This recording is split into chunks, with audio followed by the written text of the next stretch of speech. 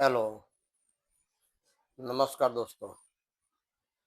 आज हम कक्षा छठी का प्रथम पाठ वर्ण परिचय के बारे में जानकारी प्राप्त करेंगे। वर्ण ये क्या है? भाषा की सबसे छोटी इकाई को वर्ण कहते हैं। वर्ण का दूसरा नाम अक्षर भी है। अक्षर का मतलब होता है अक्षर, जो कभी मिटता नहीं है, जिसका कोई नाश नहीं होता है, उसे अक्षर कहा जाता है। तो दोस्तों, सभी भाषाओं में अपनी अपनी वर्णमालाएं होती हैं। वर्ण ये प्रत्येक भाषा का एक अभिन्न अंग होता है। अक्षर एवं वर्ण दोनों अलग अलग नहीं है, लेकिन एक ही है।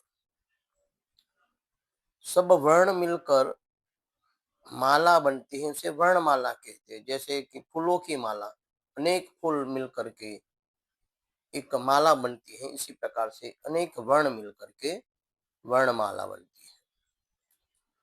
हिंदी एवं संस्कृत भाषा में वर्णों के मुख्य दो भेद हैं।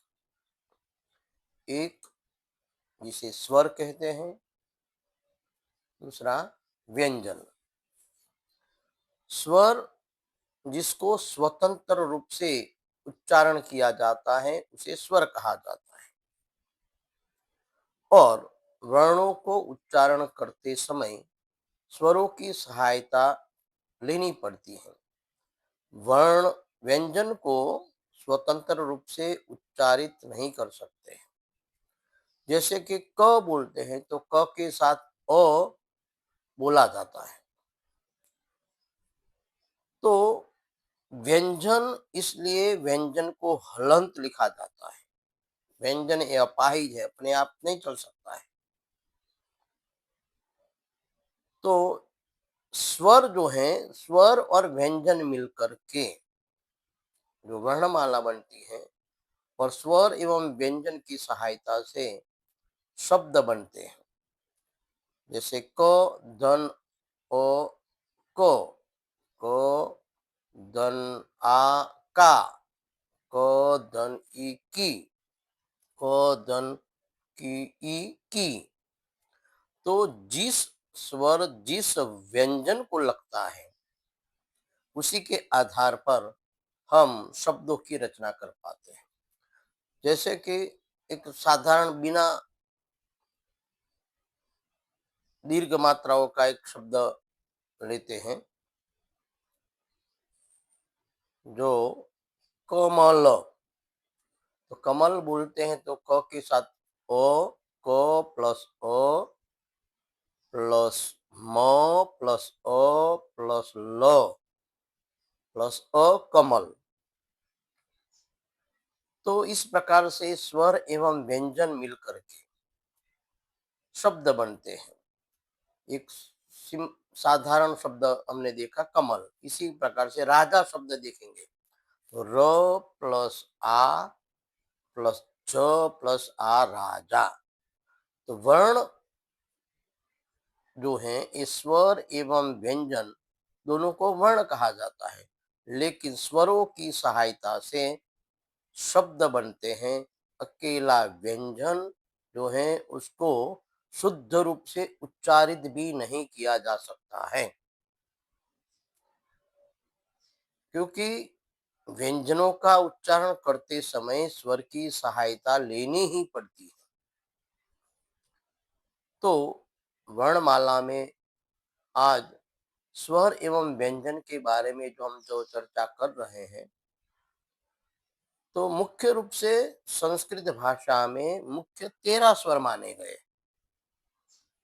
अ, आ, ई, ई, उ, ऊ, ए, ऐ, ओ, औ, और अह को स्वतंत्र रूप से स्वर नहीं माना गया है, लेकिन री, बड़ा री और री, इस प्रकार से 13 स्वर है। 13 स्वर एवं संस्कृत में 33 व्यंजन, 33 व्यंजन है। व्यंजनों का भी विभाजित किया गया है अलग अलग वर्गों में। 5 वर्ग में 25 व्यंजन है। जैसे क वर्ग में क, ख, घ, घ, अंग। च वर्ग में च, छ, ज, य। ट वर्ग में ट, ठ, ड, ढ, अण। त वर्ग में त, थ, द, ध, न।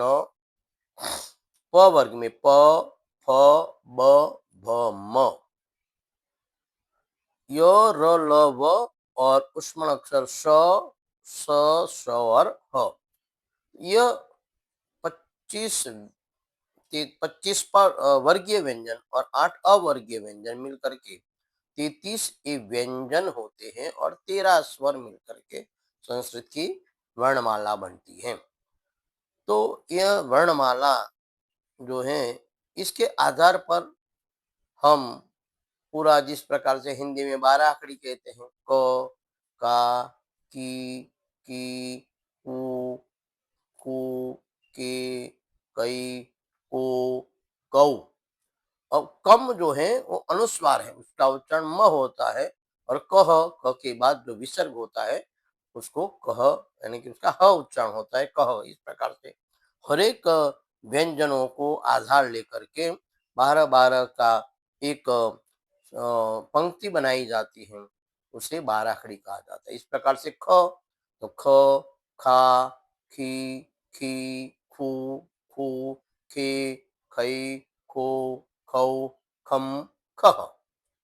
तो आज हमने वर्णमाला के माध्यम से संस्कृत के स्वर, व्यंजन, किस प्रकार से स्वरों का उच्चारण होता है, किस प्रकार से व्यंजनों का उच्चारण होता है, इसके बारे में संक्षिप्त जानकारी प्राप्त की।